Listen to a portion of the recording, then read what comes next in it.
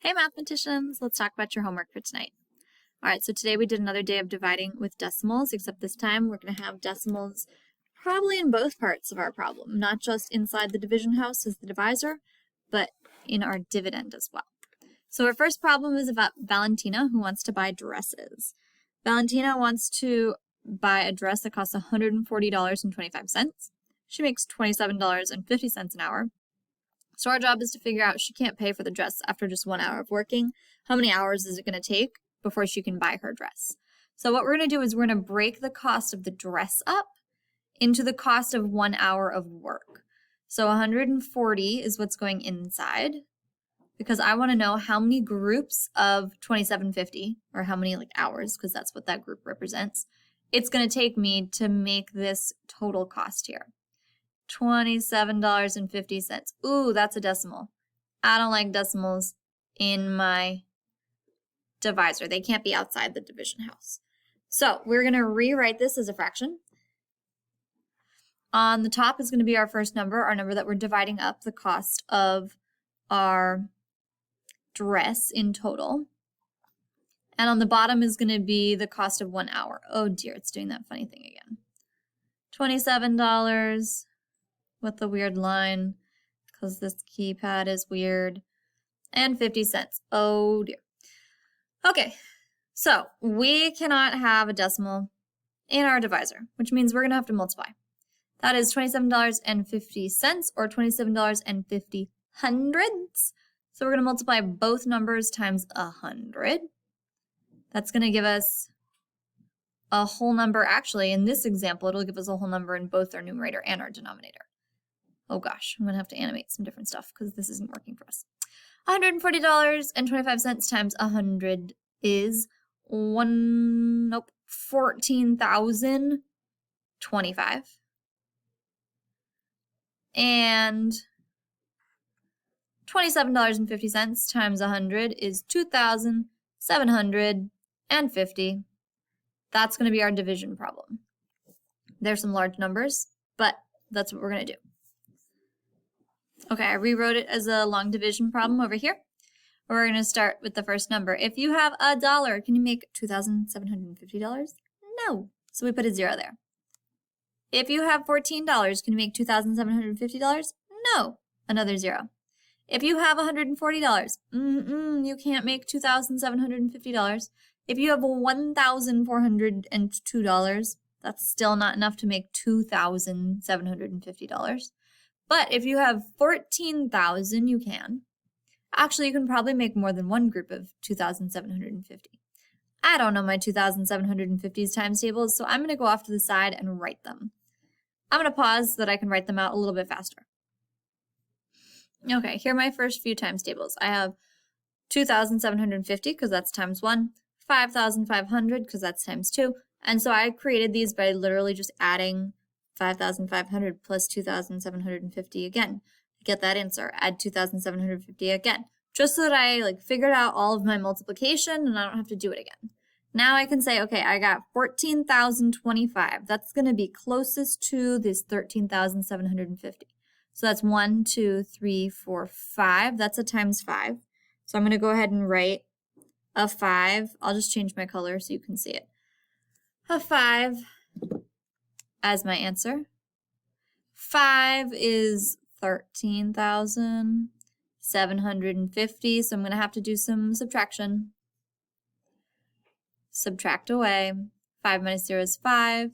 2 minus 5, oh, that's going to require regrouping, so I'm going to go over to the 4, change it to a 3, make this a 10. Oh, but no, I still need to regroup to my 2, so that's now a 9. 12 minus 5 is 5, 6, 7. 9 minus 7 is 2. 13 minus 13, oh, those are zeros. Okay, so now I'm going to add a decimal point, raise it to the roof, add a 0, bring it down.